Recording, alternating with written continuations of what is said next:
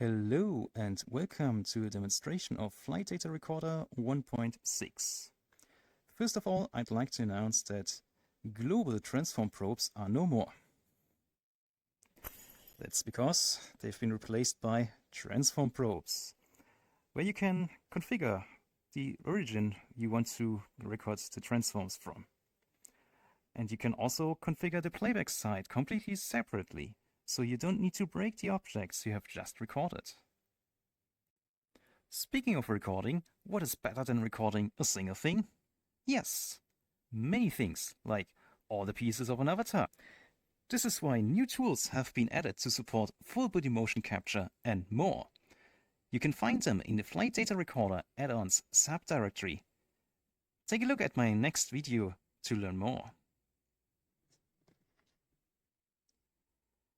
But what about performance? Well, they had a good point. So what can you do for better performance? It boils down into two categories. First, you record less, for example, only from the users you need, and triggered by the probes you want, and limited in rate of recording. The other way to gain performance is to reduce the amount of UI you see. So you may want to hide the columns because you're not interested in them, or hide the whole log altogether. This is all made easier by the new settings presets. You can enable the motion capture preset for maximum performance. One of its options disables events from newly added probes. And another new option allows you to limit recording to a fixed frame rate. And a major improvement for full body recording can be felt by disabling the UI generation when you link probes. There have also been completely new features. For example, you can now play back an audio clip while playing back your recording. And the biggest feature of them all is the log exporter. Because what use is your data if you can't use it outside of this tool?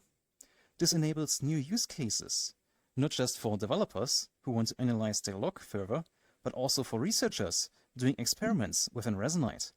And of course, motion capture or whatever else you want to capture, they can be exported as a native Resonite animation. To support all this, the log exporter can export the log as a CSV file, raw JSON, or an NMJ file. This is exciting.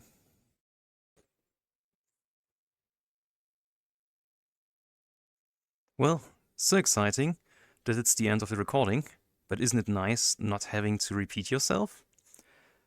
But now I have to explain to you how did I do all those things and how can you do all those things. That will be part of the next video. So, see you again.